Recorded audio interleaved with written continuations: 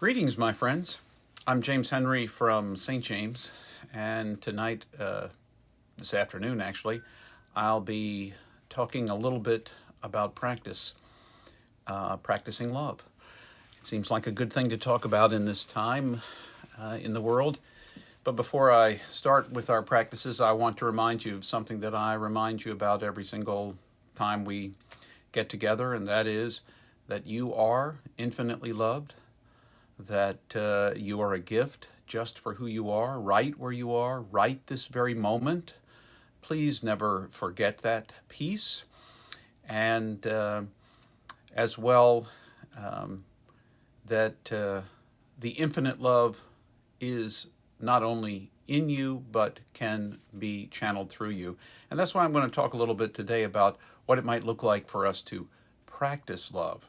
Now, first of all, I've been doing these weekly, sometimes bi weekly broadcasts since the beginning of the pandemic, more or less in March.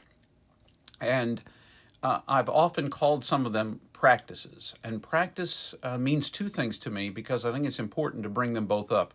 First of all, if you practice, you actually do something. When you practice something, you work at it, whether it's the piano or another instrument or it's a sport, or if you can practice cooking, you can practice cutting things up in the kitchen. All of those kinds of things involve an actual doing. And the second thing I think about the word practice that's, I think, important is that practice is something that we do because we expect to improve. There's an old adage, practice makes perfect. I don't believe that. I don't believe practice will ever make you perfect. There's always room to get better. There's always room to improve, whether it's in your technique or your focus or something else altogether. So for me, practice is the opportunity to keep working on something and hopefully to continue to improve, to get better at it.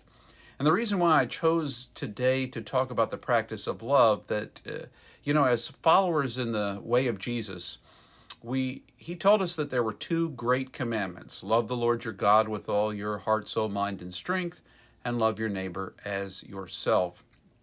Now, I think that what he really meant is practice loving the Lord your God with all your heart, soul, mind, and strength, and practice loving your neighbor as yourself. I don't think Jesus wanted us to just have a warm feeling about God or just a warm feeling about our neighbor. Uh, there was a hope and a dream and an imagination in that commandment that we actually practice love.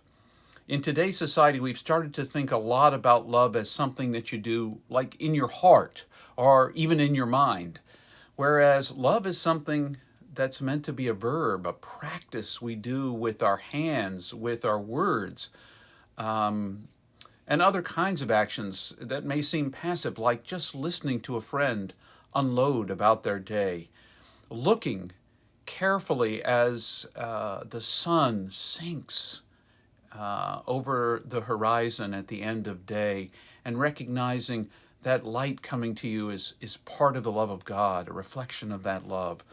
So practice is something that we can do moment by moment, and as we do it moment by moment, we can get better at it. Well, at least I'm convinced we can get better at it. So what might it look like to practice love? Well, I kind of talked a little bit about it for a moment there. What would it look like to practice loving God? Well, what might it look like for you if sometime during the day you stopped long enough, slowed down long enough just to be present with God, just to listen for what God might say to you, to a moment to pray. And praying is not just saying words, praying is simply being present to that moment and trusting that what is in that moment is a gift from God.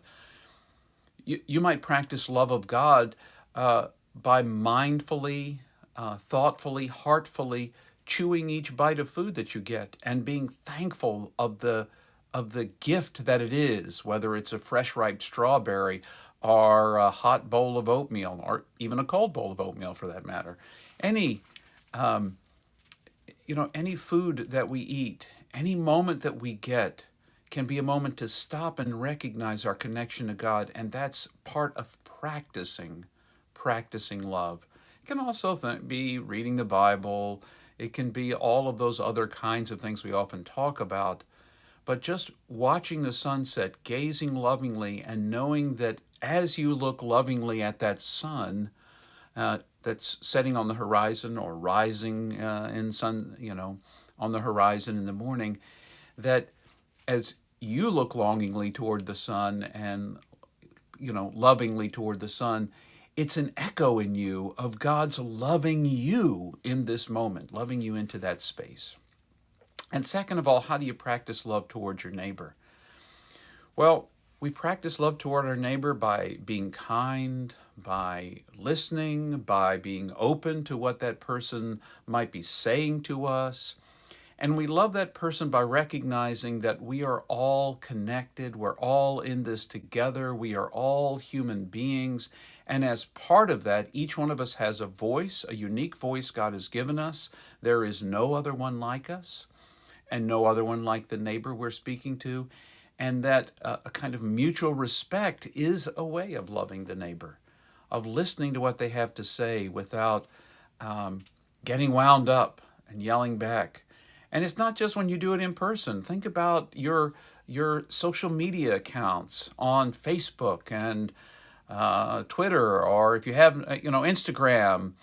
I guess I was dating myself, my age, but any of those social medias, platforms that you use are an opportunity for you to. You don't have to react to everything everyone says that you disagree with. You don't always have to speak a negative word back to them.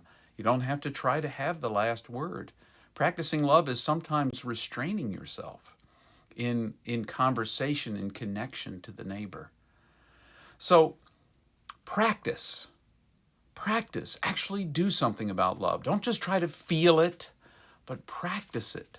And as you do, try to practice it toward God, but at the very least, also practice it towards your neighbor. And practice will not make you perfect, but perhaps practice will make you better. So, I wish you the best in your practice. Remember, you are infinitely loved right where you are, just as you are. You are a gift, and there is no other like you in this entire universe. God is so excited that you are, and God had a part in that. So go in peace, my friends, and all the best to you.